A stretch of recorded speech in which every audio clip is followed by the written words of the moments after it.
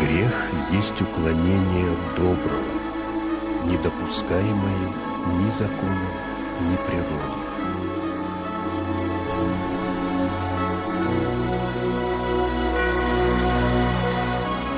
О страстях.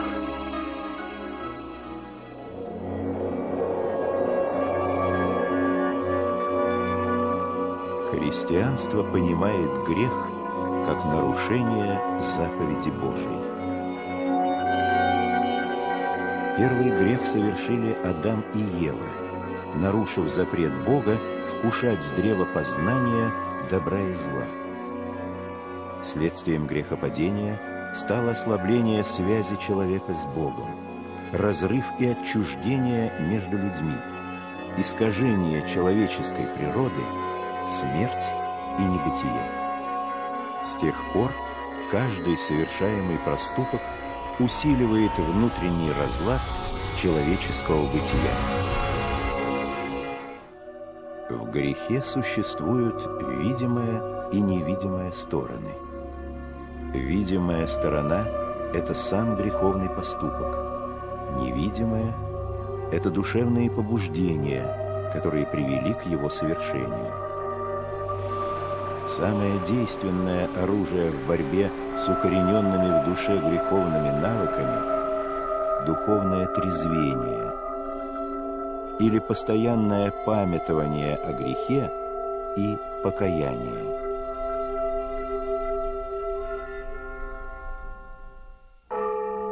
Покаяние восставляет падшего. Преподобный Иоанн Лествичник.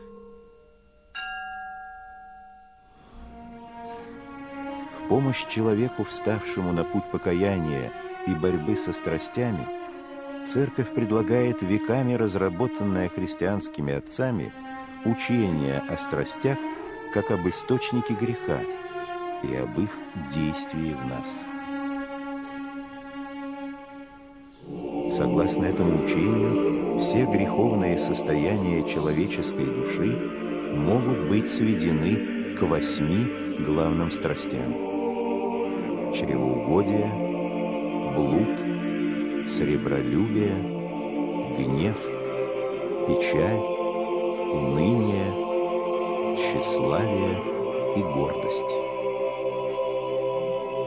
Эти 8 лукавых помыслов или пороков есть главные возбудители греха в нас. Они действуют не каждая сама по себе. Они внутренне взаимосвязаны. Из одной греховной привычки незаметно возникает другая. Чревоугодие – самое естественное из страстей. Голод и жажду может испытывать всякий человек. Но при неумеренности естественное становится противоестественным, следовательно, порочным. Пресыщение и неумеренность в питании возбуждают плотские движения и порывы, которые приводят при несдержанности к страсти блуда. «Если возлюбишь воздержание, то обуздаешь демона блуда», говорил преподобный Ефрем Сирин. Для удовлетворения этих страстей человеку нужны средства, избыток денег, что приводит к зарождению страсти сребролюбия. Отсюда ведут свое начало все грехи, связанные с деньгами: расточительство, тяга к роскоши, жадность, скупость, зависть.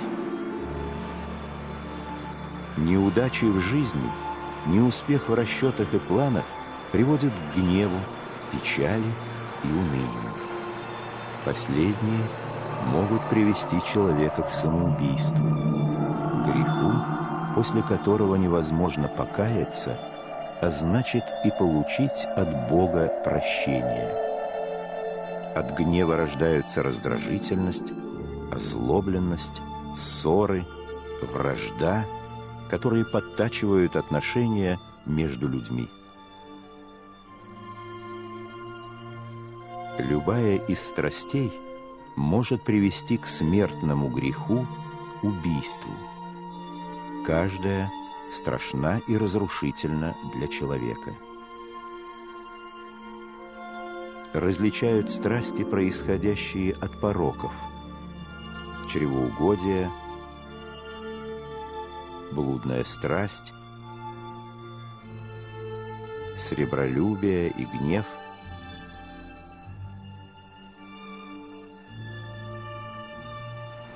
И страсти, как бы ведущие свое начало от добродетели, что особенно опасно. Так, освободившись от давней греховной привычки, человек может возгордиться. Или наоборот, стремясь к духовному совершенствованию, человек употребляет усилия, но они не увенчиваются успехом, и он впадает в печаль и уныние. Названные 8 пороков могут быть телесными, плотскими: чревоугодие, блуд, сребролюбие, или могут корениться в душе: печаль, уныние, гордость, тщеславие.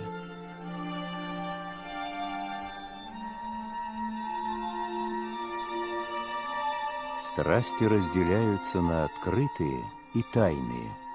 Пороки чревоугодия, сребролюбия, блуда, гнева очень трудно скрыть.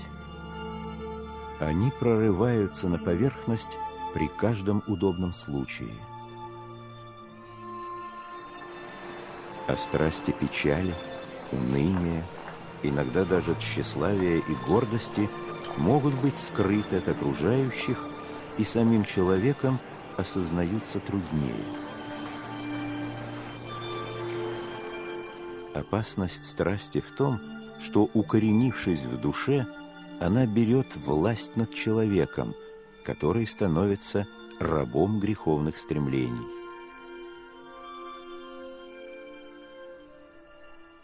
Страсть, говорит святой Марк Подвижник, самовольно возвращенная в душе делом, восстает потом в любителе своем насильно, хотя бы он того и не хотел. Человек способен остановить этот снежный ком, увеличивающийся от поколения к поколению. Способен остановить разрастание опухоли, пока она окончательно не поглотила его и не ввергла в небытие, имя которому ад.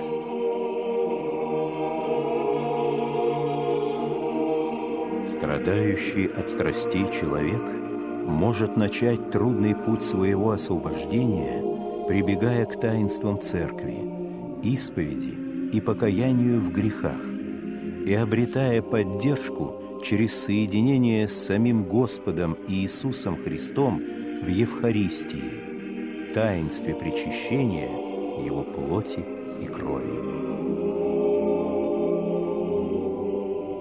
Только Господь в силах исцелить и обновить душу и все естество человека, желающего изменить свою греховную жизнь, вырваться из плена страстей, обрести душевный мир и согласие со своей совестью.